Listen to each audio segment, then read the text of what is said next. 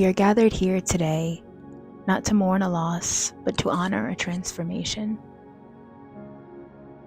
To pay tribute to the versions of me that once carried the weight, the wounds, the worries, and the longing. The parts of me that kept going even when they didn't know how. Today we lay them to rest, not in sorrow, but in reverence, because without them, I wouldn't be here now.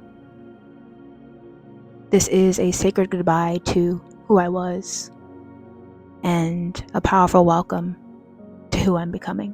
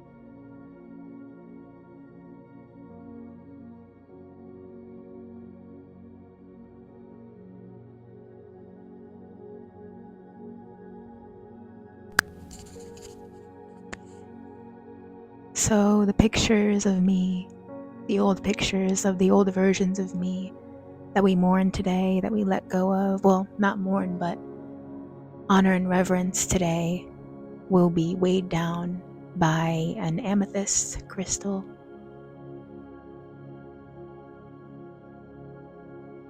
and a rose quartz crystal in the casket, so to speak.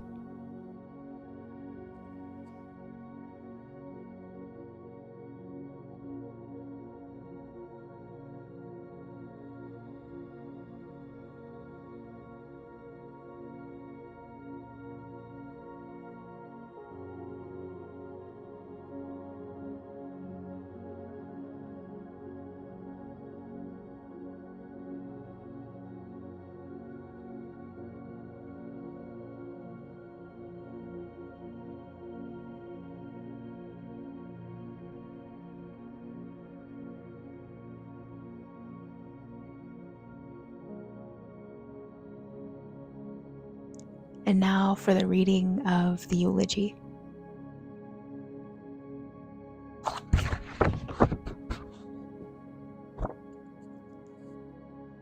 When I was younger, I remember saying I can't about something I thought was impossible. And my grandpa Tony, my mom's biological dad, who I didn't always talk to and would rarely see, kneeled down and said, "Never say you can't. You can," with such conviction and inner wisdom. Even though we weren't and aren't the closest, those words stayed with me. Little did I know it would become something my future self would not only remember, but choose to witness as a seed of possibility. And today, I'm burying the version of me that thought she couldn't, and stepping into who I am now, the girl who knows she can. In the past, doubt kept me tethered to familiar yet unhealthy patterns. I said yes when I should have said no, silencing my intuition in favor of an egoic illusion of love. I set aside my true wants, needs, and desires for fleeting satisfaction, second-guessing my voice along the way. I made myself smaller to fit into spaces that weren't meant for me, carrying burdens that were never mine to carry in the name of that. Convincing myself that surviving was the same as living. There were times I wanted to speak but stayed silent, and times I craved companionship so desperately that I nearly forfeited my own existence. I hid my flame. Not because I didn't have one, but because I wasn't yet ready to believe it was worth shining. I welcome all those versions of me into the light for reverence. I honor them because though they were tired, scared, heartbroken, lost, suppressed, and searching for something to fill the void, they kept showing up. And in doing so, they ultimately created the version of me that rises today. This is for her, for them, for me, for us. I've always been the life of the party, the spark of sunshine on a cloudy day, the one you called when you needed help picking out a nice outfit, the one who held things together, the go-to. Naturally forgiving and generous, I've always been willing to give where I felt it was needed. But at a point I realized that I can't keep giving without receiving. And I can't keep offering chances to situations that kept leaving me empty. How is it that I too kept looking for a savior and only found my reflection in the mirror? I've spent my whole life trying to be who everyone else thought I should be. More like this, less like that. Anything but myself. I followed the path they thought I should walk, and all that exertion of control through their projections only brought me to my true north. I always wanted to be chosen, not realizing I wasn't waiting for anyone's approval, but my own. Relationship trauma, friendship drama, sexual exploration, and turning 21 have changed me forever. Looking back at my life, my upbringing, high school experiences, college chaos, all the mistakes and setbacks, I never would have guessed that today I'd be standing here or sitting here, as wise and uniquely intelligent as I am. I'm living proof that our mistakes, flaws, and insecurities are all pieces of our destiny. As a highly sensitive and emotionally gifted soul, I didn't grow up with emotionally mature, rich, or affectionate parents, nor perfect parents or bullies that overlooked me. But despite that, I've chosen to make the best with what I've been given, using divine alchemy. Oh, that's a shot of God. I was trying to show the... But despite that, I've chosen to make the best with what I've been given, using divine alchemy to create something that my children will be grateful for long after I'm gone. No pun intended.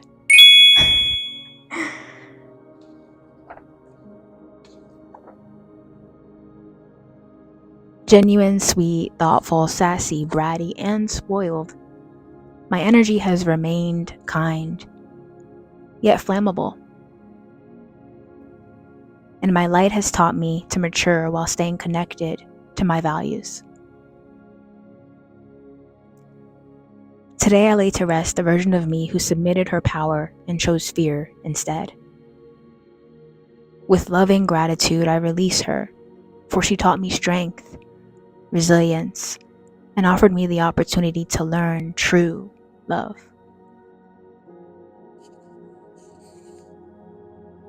I welcome the future with open arms, ready and willing to embrace the woman I am becoming.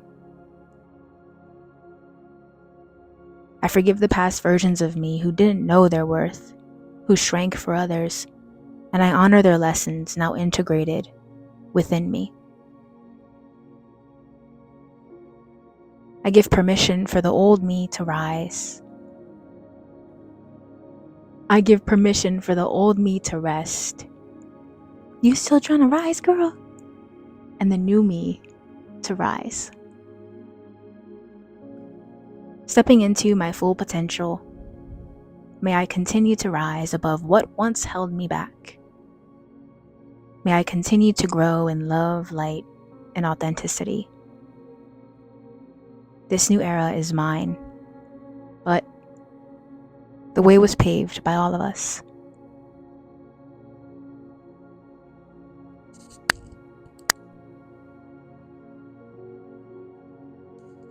Cheers.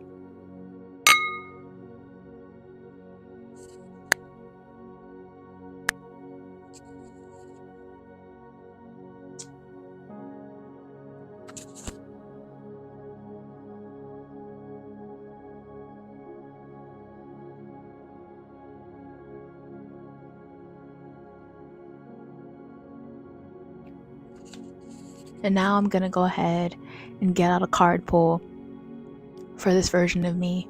A 1-card pull for, what should we make it? A 1-card pull for any last thing this version of me, these versions of me want me to know.